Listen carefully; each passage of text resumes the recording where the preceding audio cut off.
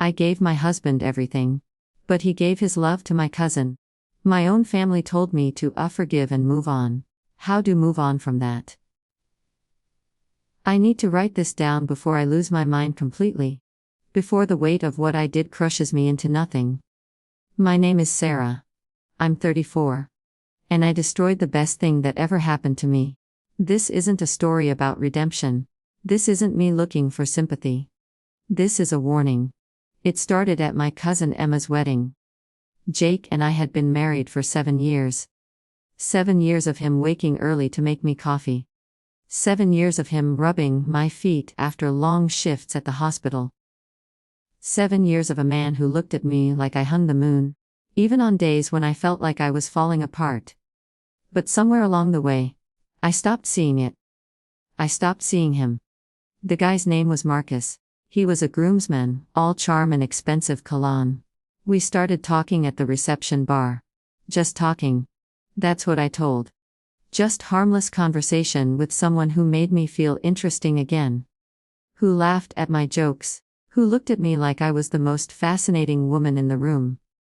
Jake was home with our 6-year-old daughter, Lily. She'd caught a cold. Nothing serious, but someone needed to stay with her. He'd volunteered without hesitation. My forehead told me to have fun with my family. That's the kind of man he was. That's the kind of man I had. Marcus asked if I wanted to get some air. The reception was loud, he said. We could barely hear each other. I said yes. I followed him outside to the hotel garden, and somewhere between the fairy lights and the champagne buzzing in my head, I let him kiss me. I him back. It didn't stop there. It should have. God, it should have stopped right there. But it didn't. We exchanged numbers. We started texting. Nothing serious at first. Just friendly messages that got a little flirtier each day. I told it was nothing. I told I deserved to feel wanted. To feel exciting again. Marriage gets boring, right? Everyone says that. This was just a little spark to remind me I was still alive. 3 weeks later, I met him at a hotel. I told Jake I was working a double shift. He made me a thermos of coffee to take with me. Packed me snacks. Reminded me to text him when I got there, safely. I turned off my phone's location and drove to the Marriott on 5th Street instead. The affair lasted 4 months. 4 months of lying. 4 months of deleting texts and creating work schedules. 4 months of watching my husband take care of our home. Our daughter. While I betrayed every promise I'd ever made to him, Marcus made me feel alive in a way I'd convinced Jake couldn't anymore. He was spontaneous where Jake was steady. Exciting where Jake was reliable. New where Jake was familiar. I was chasing a feeling. And I didn't care what I was destroying to get it. I thought I was being careful. I thought I'd covered my tracks perfectly. I was wrong. Jake found out on a Tuesday. I'd been sloppy. Left my phone unlocked while I was in the shower. Lily had been asking to play games on it, and Jake went to hand it to her. That's when Marcus's text came through. Something explicit. Something that left zero room for misinterpretation. I came out of the bathroom to find Jake, sitting on our bed, my phone in his hands, his face completely drained of color. Lily was in her room, thank God. She didn't have to see what happened next. Ooh, is Marcus. His voice was so quiet. So broken. I could have lied. Part of me wanted to. But when I looked at his face, at the way his hands were shaking, I knew it was over. The lies were over. Everything was over. Jake, who is he, Sarah? I told him everything. Every awful detail spilled out of me, like the wedding, the kiss, the hotel, the months of deception. I watched him crumble in real time. This strong, gentle man who'd never raised his voice at me, who'd held me through my father's and my mother's cancer scare, who'd stayed all night with our colicky baby so I could sleep. I watched him break. He didn't yell. He didn't throw things. He just stared at me like he was looking at a stranger, and then he said the words that still echo in my head every single day. I gave everything I had. It still wasn't enough. He left that night. Packed a bag. Lily goodbye without explaining why Daddy was leaving. and walked out the door. I stood in our bedroom, surrounded by the we'd built together, and realized I'd burned it all down for someone who didn't even matter. That was 3 months ago. What happened next was so much worse than I could have imagined. I thought the worst part was watching Jake leave. I was wrong. The worst part was watching everyone else leave too. Jake stayed with his brother for the first week. He wouldn't answer my calls, wouldn't respond to my texts begging him to come home so we could talk. I tried everything. I showed at his work. I sent him long emails explaining how sorry I was, how it meant nothing, how I'd do anything to fix this. Radio silence. Then he hired a lawyer. The divorce papers arrived on a Monday morning.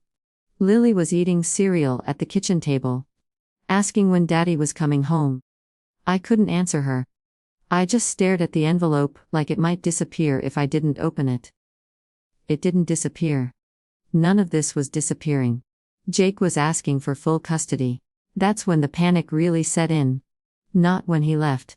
Not when he stopped talking to me. When I realized he was going to take my daughter away from me. When I understood that actions have consequences, and mine were going to cost me everything. I called my mom. Surely she'd understand. Surely my own mother would be on my side. I was her daughter. I'd made a mistake, but she'd help me through this, right? Wrong. Sarah, what we're thinking. Her voice was cold in a way I'd never heard before. Jake is a good man. A good father. And him away for what? Some stranger at Emma's wedding. My stomach dropped. How did know it was Emma's wedding? Silence on the other end. Then, Emma told me. Marcus is her husband's cousin. She saw two leave together that night. She's known the whole time. The room started spinning. Emma knew. My cousin, who I'd grown with, who'd been in my wedding, who called me her best friend.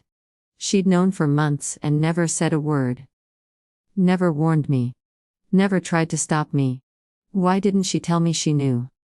Because she told Jake instead. I thought I'd hit rock bottom when Jake left. But right then, sitting on my kitchen floor with divorce papers scattered around me, I realized I was still falling. Emma hadn't just known. She'd been the one to tell my husband. My own cousin had been the one to my marriage. Except she hadn't blown it, had she? I had. She'd just lit the match I'd already poured gasoline on. I called Emma. I don't even remember what I said. I was screaming, crying, accusing her of betraying me.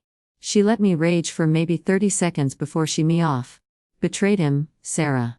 Not me. I told Jake.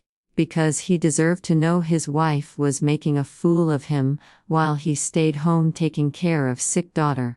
Don't dare try to make me the villain in story. She hung. I tried calling back. She'd blocked my number. The next family gathering was my uncle's birthday party 2 weeks later. I almost didn't go, but Mom said I needed to show my face. Needed to prove I wasn't hiding from what I'd done. She said it like it was advice. It felt like a punishment. I should have stayed home. The moment I walked into my uncle's house, the conversation died. Literally stopped mid-sentence. 20 pairs of eyes turned to look at me like I was something they'd scraped off their shoes. Emma was there with her husband. She didn't even look at me. Just turned her back and walked into the kitchen. My Aunt Patricia, who'd always been sweet to me, who'd sent care packages when I was in nursing school, pulled me aside within 5 minutes. I think it's best if don't stay long, honey, or making people uncomfortable. I'm making people uncomfortable. I'm family. So is Jake. And everyone here loves that boy. What did to him? She shook her head, her eyes full of disappointment that deeper than anger ever could. We all thought we're better than that. I stayed for maybe 20 minutes. Long enough to feel every whisper, every averted glance, every conversation that stopped when I walked by. My own grandmother wouldn't hug me. Just patted my arm and said, "Made bed. Sarah." I left before they sang happy birthday. Sat in my car in the driveway and sobbed until I couldn't breathe. That's when I realized I hadn't just lost Jake. I'd lost my entire family. Work was somehow worse. I'm a nurse at County General. Same hospital where Jake and I met 10 years ago. He'd been there for his mother's surgery. I'd been assigned to her recovery floor. He'd thanked me for taking such good care of her, asked if I wanted to grab coffee sometime.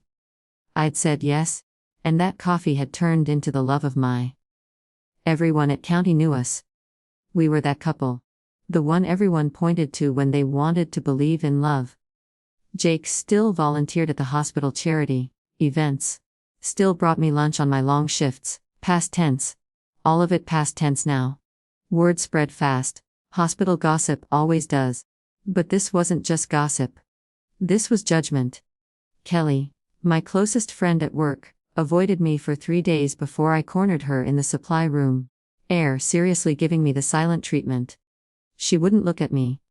I don't know what to say to Sarah. I liked Jake. We all liked Jake, he was always so good to, and just. She finally met my eyes. I have to work with, but I don't have to be friend. She left me standing there among the bandages and IV bags, crying for the 100th time that week. The custody battle was brutal. Jake's lawyer painted me as an unfit mother. Neglectful. A cheater who'd prioritized an affair over her family. They brought every time I'd said I was working late when I was really with Marcus. Every lie became evidence that I couldn't be trusted with our daughter. My lawyer tried to. That infidelity didn't make me a bad mother. That Lily needed both parents.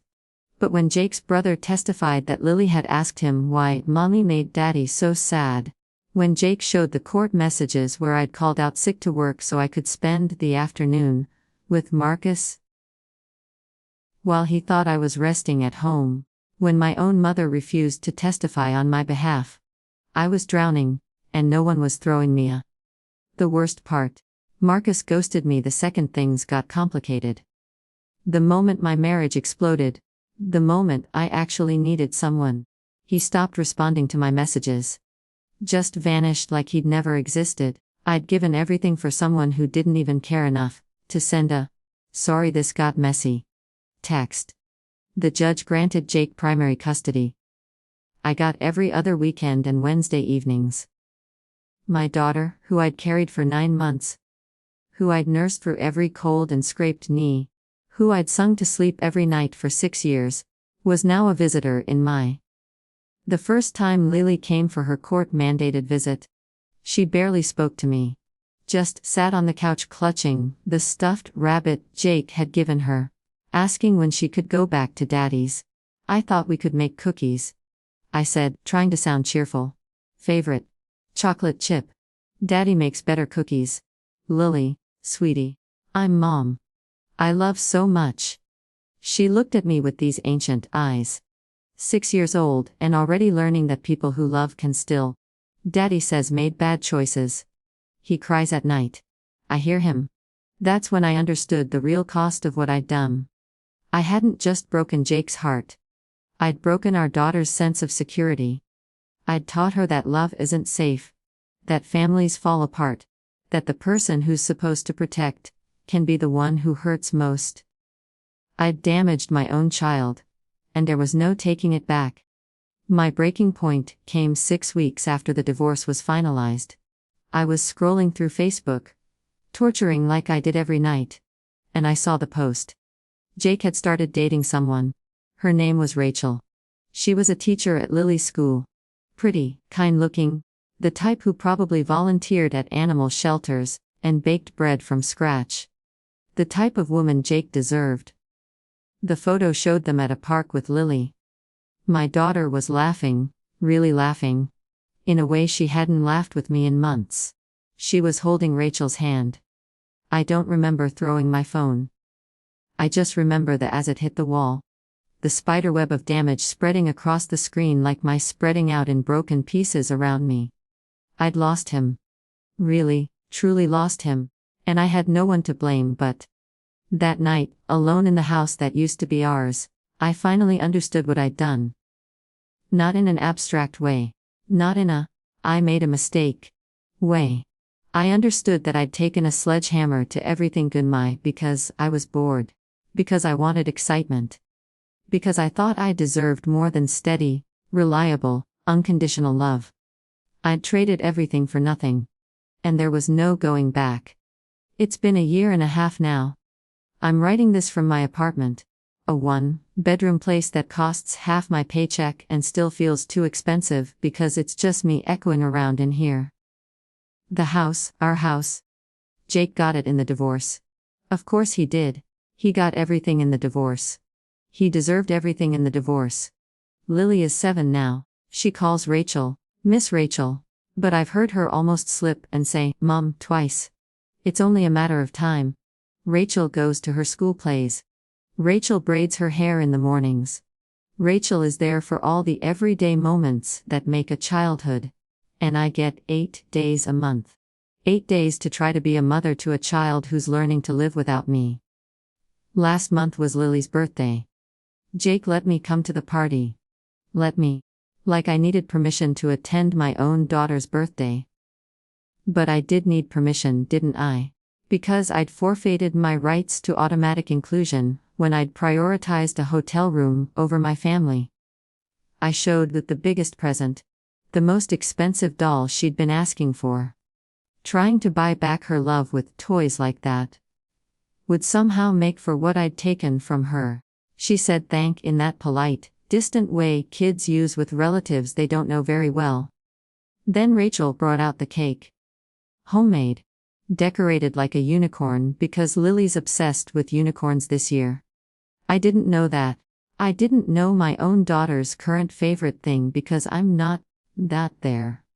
For the everyday conversations where learn these details. Everyone sang happy birthday. Jake's family, my family, neighbors, school friends. I stood in the back and tried not to cry while my daughter blew out candles and made a I'm no longer part of. Emma was there. She didn't speak to me. None of my cousins did. My mom gave me a stiff hug and asked how I was doing in that voice people use when they're just being polite. My dad couldn't even look at me, just kept busy helping Jake man the grill. My own father chose my ex-husband over me. And I couldn't even be angry about it because Jake had always been a better person than me anyway. I left before they the cake. Sat in my car and watched through the window as Lily laughed with her friends. As Jake and worked together. To hand out slices. Moving around each other with the easy rhythm of people who fit. They looked like a family. They looked like what we used to look like, except better, because Rachel would never do what I did. Work is tolerable now, which is different from good. Kelly still doesn't talk to me beyond what's professionally necessary. I eat lunch alone. I take my breaks alone. I'm good at my job, great even. But I'm the cautionary tale everyone whispers about. The nurse who cheated on her husband. The woman who had it all and it away. New staff members figure it out within weeks. Someone always tells them. I see it in their eyes, that shift from friendly to wary. Like infidelity might be contagious. I tried dating 6 months ago. His name was Tom, met him on an app. Nice guy, accountant, divorced with no kids. We went on 3 dates. Good dates, or so I thought. Then he asked me why my marriage ended. I should have lied. I've gotten good at lying, after all. But some self-destructive part of me told him the truth. Told him I'd had an affair. Told him I'd destroyed my family. He made an excuse about an early morning meeting and left before we'd finished our appetizers. Texted me later that night that he didn't think we were a good fit. I didn't blame him. Who wants to date the woman who couldn't stay faithful? Who wants to be the next person I get bored with? I haven't tried dating since. Marcus, the man I gave everything for, got married last spring. I saw the announcement on Instagram. Beautiful wedding in Napa Valley. His bride looked radiant. The kind of happy I used to be before I burned my down. I doubt he thinks about me at all. I was just a 4-month distraction, easily forgotten. Meanwhile, I think about what I did every single day. Multiple times a day. Every time I wake alone. Every time I eat dinner by. Every time Lily visits, and I see how much she's grown in the 2 weeks since I last saw her. The intrusive thoughts started around month 8.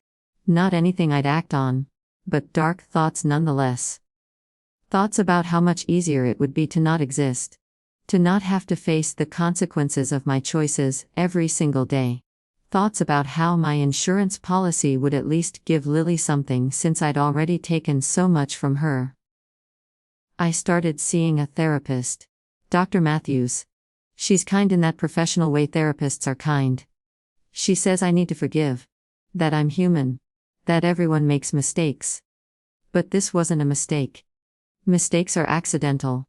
Mistakes are backing into a mailbox or forgetting someone's birthday. What I did was a series of deliberate choices, made over and over again, each one a betrayal, each one a lie. Don't accidentally have an affair for 4 months. Don't accidentally destroy family. I made those choices, and now I live with them. The irony is that I finally understand what I had. Now that it's gone, now that I watched Jake build a with someone else, I see it with clarity. He was everything. He was stability and kindness and unwavering love. He was the person who knew how I took my coffee, and that I needed the room dark to sleep, and that I got anxious during thunderstorms. He was 9 years of shared history, of inside jokes, of someone who chose me every single day. And I him away because I was bored. Not because he was cruel. Not because he neglected me. Not because of anything he did wrong. Just because the everyday magic of being loved by a good man felt too ordinary, and I wanted fireworks instead. I got my fireworks. They burned everything down. Last week, Jake texted me. My heart jumped before I even opened the message, some pathetic part of me still hoping. I don't even know what I was hoping for. That he'd forgiven me. That he wanted to try again. That the last year and a half had been a nightmare I could wake from. The text said, Rachel and I are getting engaged. Wanted to hear it from me before Lily mentions it. We'll talk to her together, if want to be part of that conversation. I stared at that message for 20 minutes, read it over and over until the words stopped making sense. Then I typed back, congratulations. Deserve to be happy. I meant it, I did. And that's somehow worse than if I was just bitter about it. He does deserve to be happy. He deserves everything good. And Rachel will give him what I couldn't, won't give him. Faithfulness, partnership. A love that doesn't come with betrayal. Lily will have a stepmother. A good one, by all accounts. Someone who shows, who's reliable, who won't shatter her world for something meaningless. And I'll be the biological mother who visits every other weekend. The cautionary tale. The woman who had everything and learned its value only after she'd lost it. My apartment is quiet now. It's always quiet. No little girl laughing. No husband humming while he cooks dinner. No family movie nights, or inside jokes, or mundane, beautiful ordinary. Just me and the choices I made and the hollow space where my family used to be. People ask if I've learned anything. If I've grown. Sure. I've learned that some mistakes don't get fixed. I've learned that I'm sorry means nothing when I've destroyed someone's ability to trust. I've learned that can't break a heart, no matter how many tears cry or how much regret what've done. I've learned that excitement fades but damage lasts forever. Sometimes I see families at the grocery store. Mom, dad, kids. The everyday chaos of people who belong to each other. I have to leave my cart and walk out because I can't breathe through the weight of what I lost. That was supposed to be us. Forever was supposed to be us. But I traded forever for 4 months of feeling wanted by the wrong person. And now forever is Jake and Rachel and Lily. And I'm the ghost haunting the edges of their happiness. The affair lasted 4 months. The consequences will last the rest of my.